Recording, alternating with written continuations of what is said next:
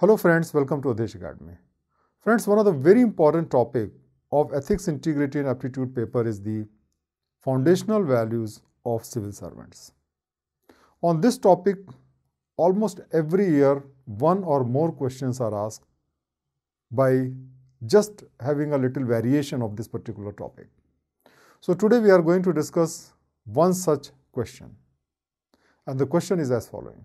State the three basic values, universal in nature, in the context of civil services and bring out their importance. So friends, even though foundational values are asked almost every year, but the questions may be a little bit different every year.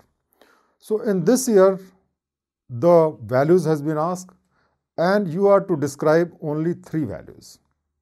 And also you have to bring out how it is important for civil services.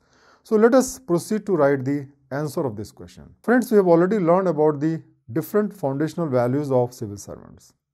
And these values are like integrity, courage, impartiality, non-partisanship, objectivity, dedication to public service, empathy, tolerance, compassion towards the weaker sections. And there are many more. So these are the main foundational values of the civil servants. Now we have to talk about three important foundational values of the civil servants. Now these values are universal in nature because all over the world, the civil servants must have these values. The first important quality of the civil servant is integrity.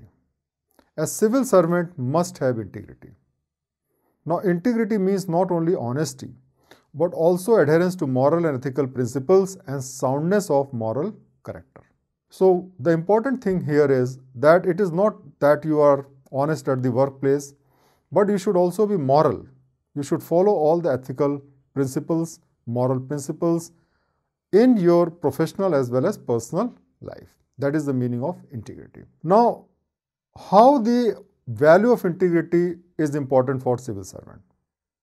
So if you are honest, if you have integrity, you have honesty. And if you are honest, then you will follow the law. So if you are following the law, naturally, you will be able to deliver the result as it is expected from the law. Second thing is that if you are honest, you will also get the trust of the people. People will trust you, they will trust your words, they will trust your deeds. And that is how you are able to produce the best result for the organization. The next very important quality of a civil servant is courage.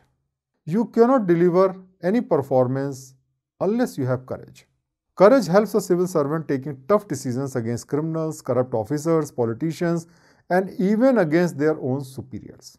If you do not have courage in your heart, then you will not be able to take any bold decision because bold decisions always involve risk and you have to take risk and you have to stand against the big people like the criminals and the corrupt people, the politicians, then only you will be able to deliver the result.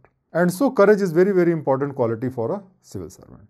A courageous officer is widely respected for his determination to fight against all odds to perform his duties. So that is how if you have courage, then people know that yes, you have the strength to fight the great criminals and politicians and even your bosses, and then you will be able to deliver the result in much better manner.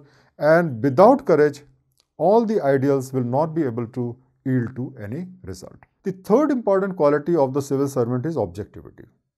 A civil servant must not have any bias or prejudice for or against any person or group. Whatever decision you do, it should be based on objective facts and reality. He must not get influenced by personal feeling, experience, or opinions. Because the opposite of objectivity is subjectivity.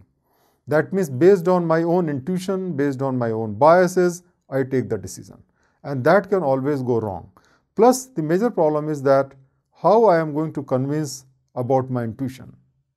So, a good civil servant is objective in his approach. So, if you are objective, you will take the decisions based on evidence, document, data, and information which is available on record. Because if you are taking the decision based on these material evidences, material facts, then you can justify your decision logically before any other forum like court or higher agencies. And this inculcates trust in the mind of the citizens and in the mind of the other stakeholder that whatever decision you are taking without any bias based on evidence and facts. So friends, these are the 3 important qualities which we can discuss in this particular question. You can write your answer in your own words. Thank you very much.